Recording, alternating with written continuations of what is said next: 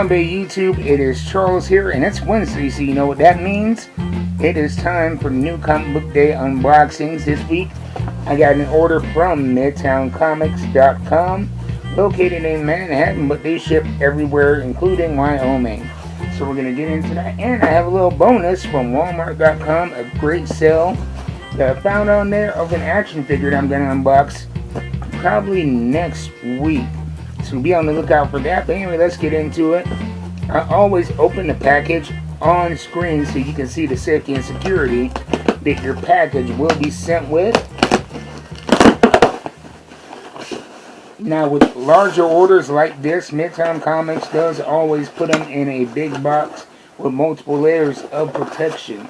And so we got the box, we have the bubble wrap, and we have the iconic Midtown Comics bag, and it's very consistent.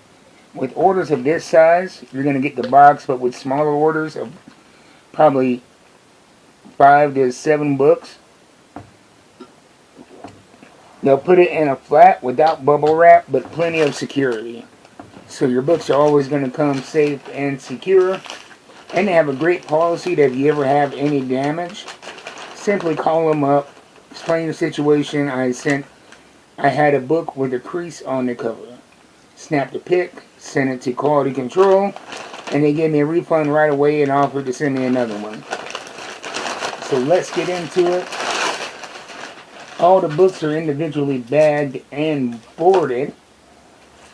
So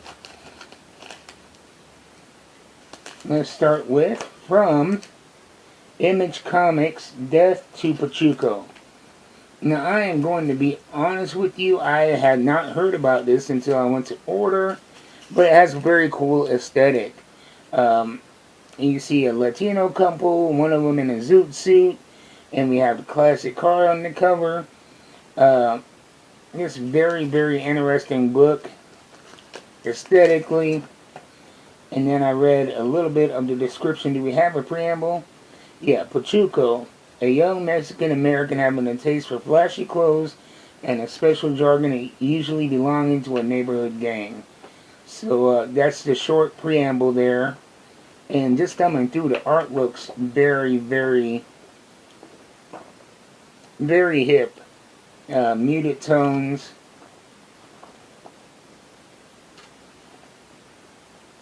Oh, I can tell already I'm really going to dig this book. So be on the lookout for a review of this. Image Comics has really been on a streak of great books in 2025. And it looks like this may be another one. I'm impressed with the art and the aesthetic. And I'm really looking forward to getting to reading it and seeing what it is all about. Next we have, okay, yeah, I'm playing a little bit of catch up on this. But we have Peacemaker, the Vigilante, and Eagle double feature. Eagly double feature. And this is number 3 of 5. I missed a couple of those issues, so I had to go back and plug those holes in my collection. But that is the great thing about Midtown Comics. If you miss a book, it is likely that they're going to have an extra copy for you to get a hold of. So you don't have to worry about that. And we have Conan the Barbarian. What number is this? It is a very, very thick issue.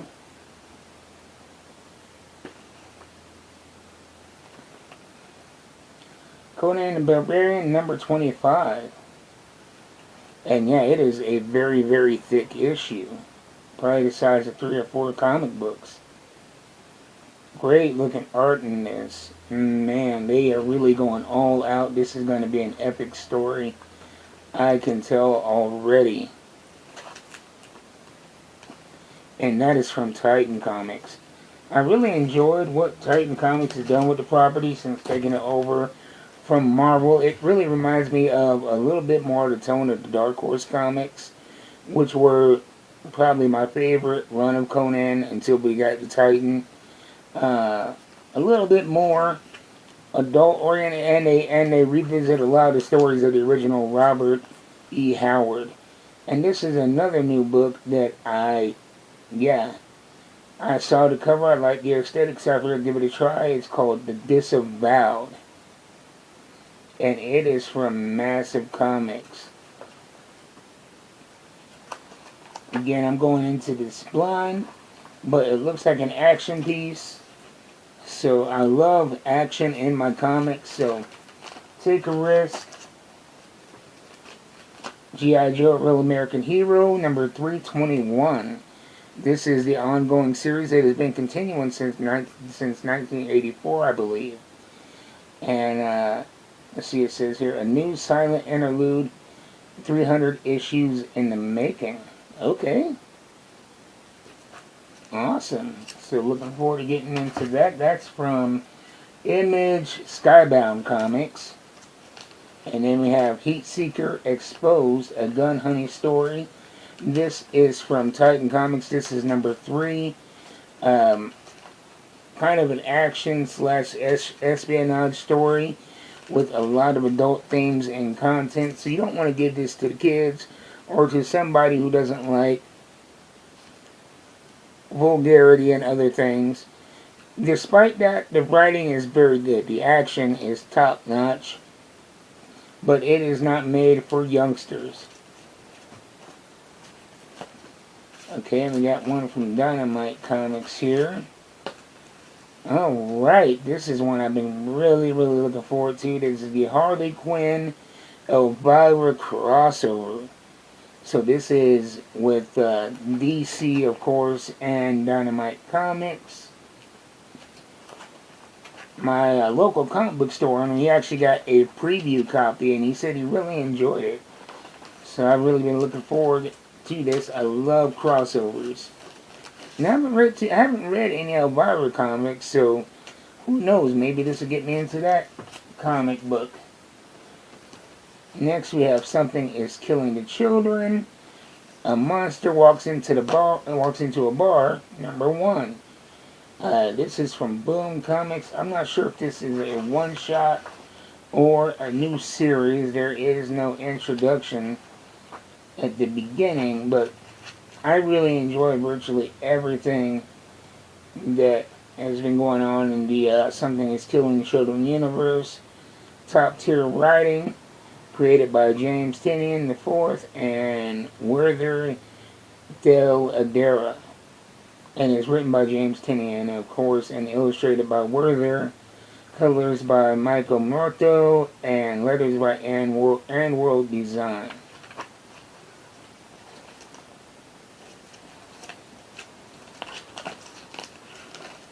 We're almost to the bottom of the stack here. Blood and Thunder, number 6 from Image Comics. This has been a very fun series. Takes place in outer space in the future on a terraformed asteroid, and it focuses a lot on the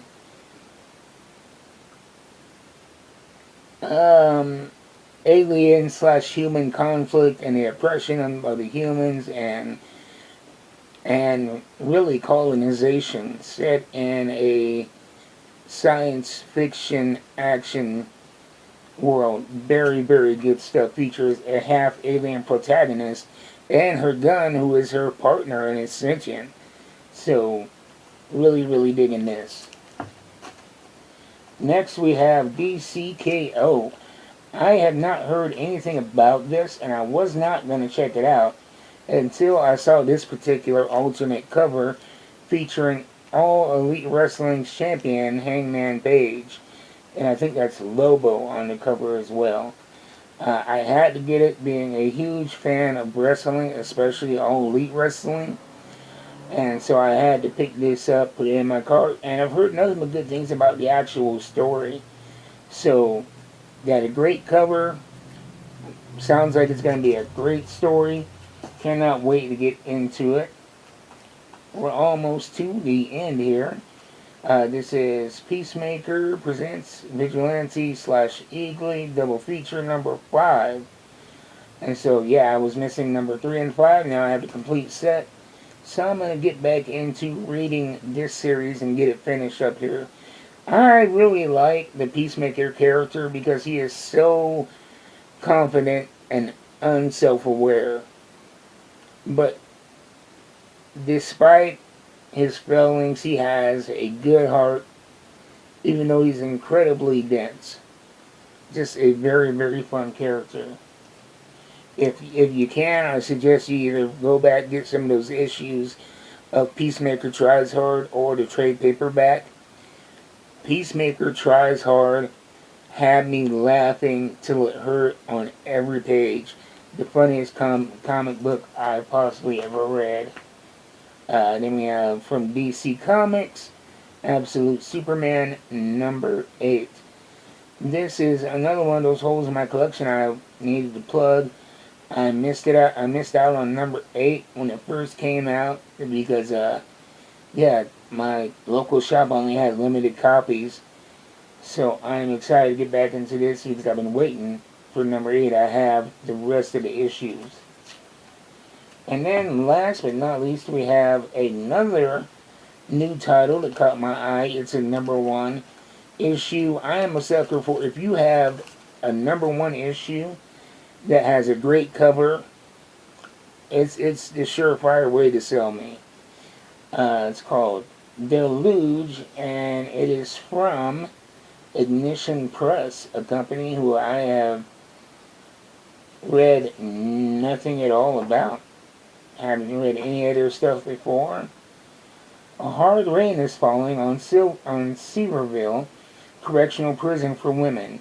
As the river rises and its banks overflows the same walls that are keeping the prisoners inside the fortress-like structure are failing to keep the water out. With that water comes something else, something deadly. What was once outside is now inside, and the prisoners and the guards have to find a way out because if the water doesn't get them, the monsters will. It sounds fun. It sounds kind of like a survivor horror type book. So I am really looking forward to getting into that. Let's take a peek inside, get a look at the art. I really like this art. It is illustrated by Marika Cresta, colored by Rhonda Pattison.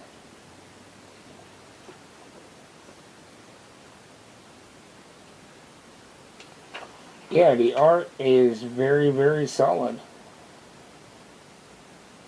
All the characters have great personality and individuality. The horror aspects are drawn very well as the action. I'm not going to give you too much, I don't want to spoil it for you, but I am definitely feeling good about this title from Ignition Press. So now that we got the comic books out of the way, I was on Walmart the other night on Walmart.com. They always get me, but they were having a special sale, so I took a look for some action figures, because you never know what kind of deals you'll find. And an action figure that I've been really, really wanting to get since it's come out, and I've not been able to find it at a decent price, was lower than what I was hoping for. And it is the Max Caster action figure from the tag team, The Acclaimed, one of my favorite wrestlers. He has so much personality and character and can make virtually anything work.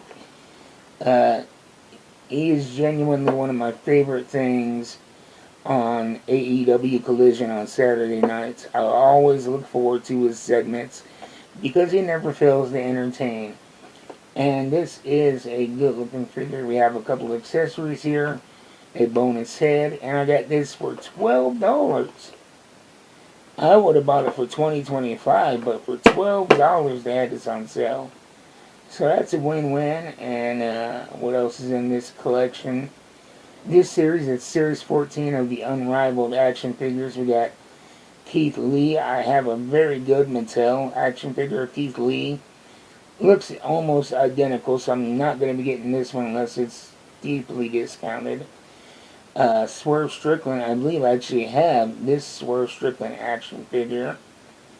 We got Ricky Starks with the FTW title. I have a Ricky Starks action figure, and I have an FTW title that came with hooks, so I don't need it. We have Anthony Bowens. I'm not a big fan. He's kind of vanilla, if you ask me. Maybe he'll grow on me, but that's just my opinion. Don't take anything I say as negatively. I mean, everybody has opinions, and there's no such thing as a right opinion. Then we have Toni Storm in her classic gear. And this is one that I would definitely be looking for. This is before she became Timeless Toni Storm with that Hollywood gimmick. I actually have an action figure based on this attire from when she was in WWE, but it is a basic action figure. And I was hoping to get an Elite from WWE, but she left the company before that can happen. And so I want to get this while it's still available. And then we have Billy Gunn in this as well. I may or may not get it, depending on if it's discounted or not. So that's what I got for this week with the bonus action figure. If there's anything you guys saw that you want me to review, let me know and I'll do a review on it. If you guys got anything that you saw in my collection, let me know your thoughts on it in the comments down below. And if you have any suggestions, let me know in the comments. And I'll see you guys next time. Until then, keep reading them books. Keep buying them action figures. I'm out.